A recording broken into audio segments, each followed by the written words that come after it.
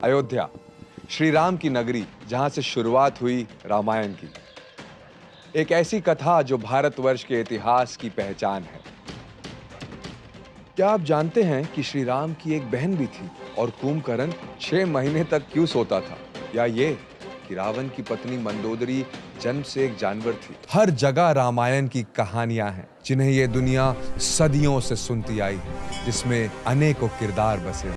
ऋषि विसर्व और राक्षसी कैकेसी की सबसे छोटी बेटी और रावण की बहन मीनाक्षी, इसे आगे चलकर शूर्पणखा के नाम से जाना गया। लेकिन आखिर ऐसी क्या बात थी कि शूर्पणखा अपने भाई के खिलाफ चली गई? दुष्ट बुद्धि काल के दानवों का राजा था। उन दोनों ने भागकर शादी कर ली। ये बात जब रावण को पता चली तो वो गुस्से से आग बबूला हो उठी। आड़ में रावण की मृत्यु का षड्यंत्र रच रहा था और इसी कारण उसके मन में अपने भाई के खिलाफ नफरत बढ़ने लगी। रामायण में शूर्पणखा की कहानी सीता माता के अपहरण से पहले ही खत्म हो जाती है, लेकिन श्री राम और रावण को एक दूसरे के सामने लाकर खड़ा करने में शूर्पणखा का बहुत बड़ा हाथ। रामायण का एक ऐसा राक्षस जो 6 महीने लगातार सोता था और फिर उठने के बाद 6 महीने लगातार खाता था, रावण का छोटा भाई कुंभकर्ण। जन्म होते ही कुंभकर्ण ने इस संसार में तबाही मचानी शुरू कर दी। वो हर रोज 1000 से भी ज्यादा जीव जंतुओं को खा जाता था। इस बात की शिकायत लेकर देवराज इंद्र सभी देवताओं के साथ ब्रह्मा जी के पास पहुंचे। ब्रह्मा जी समझ गए कि अगर ऐसा ही चलता रहा तो ये संसार जल्द ही खत्म हो जाएगा। उसने ब्रह्मा जी से कुंभकर्ण के श्राप को कम करने की प्रार्थना की। ब्रह्मा जी अब 6 महीने सोने के बाद कुंभकर्ण एक दिन के लिए उठता था और तब तक खाता था जब तक उसकी भूख मिट नहीं जाती। लेकिन अपनी शक्तियों का गलत इस्तेमाल करने के कारण इन शक्तियों के होते हुए भी वो केवल एक ऐसा राक्षस बनकर रह गया। रावण की पत्नी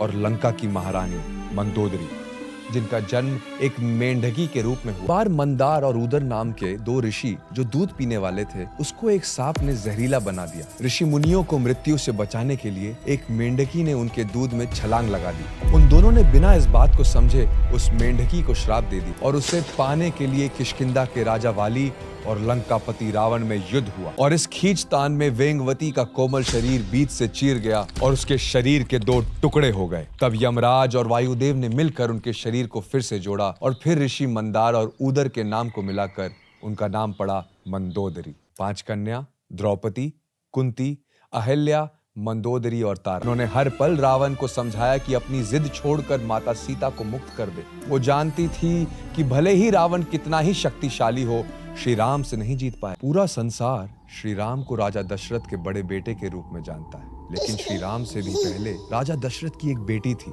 जिनका नाम रामायण में लिया तो गया है, लेकिन उनके बारे में ज्यादा लोग नहीं जानते। राजा दशरथ और माता कौशल्या की पहली पुत्री और श्री राम की बड़ी बहन शांता, अंग देश के राजा रोमपद और उनकी पत्नी वर्षिनी अयोध्या पहुंचे। रोमपद राजा दशरथ के बहुत अच्छे दोस्त थे और वर्षिनी माता कौशल्या की बड़ी बहन थी। मजाक मजाक में वर्षिनी ने राजा दशरथ से उनकी पुत्री को मांग लिया। तब उनकी कोई संतान नहीं थी। रोमपद शांता से बहुत प्यार करते थे। एक बार शांता से बात करने में वो इतना खो गए कि उन्होंने द्वार पर आए एक ब्राह्मण को नजरअंदाज कर दिया। वो ब्राह्मण इंद्रदेव के भक्त थे। उनके इस अपमान से इंद्रदेव बहुत क्रोधित हुए और उन्होंने रोमपद को सजा देने का फैसला किया। रोमपद ने ऋषि श्रृंगी को यज्ञ के लिए बुलाया। यज्ञ के बाद अंग देश में अकाल समाप्त कर इन्हीं ऋषि द्वारा किए गए यज्ञ से श्री राम, लक्ष्मण, भरत और शत्रुघ्न का जन्म हुआ। लक्ष्मण जी, जिन्होंने अपना पूरा जीवन श्री राम की सेवा में बिता दिया, लेकिन श्री राम के दिए गए एक वचन के कारण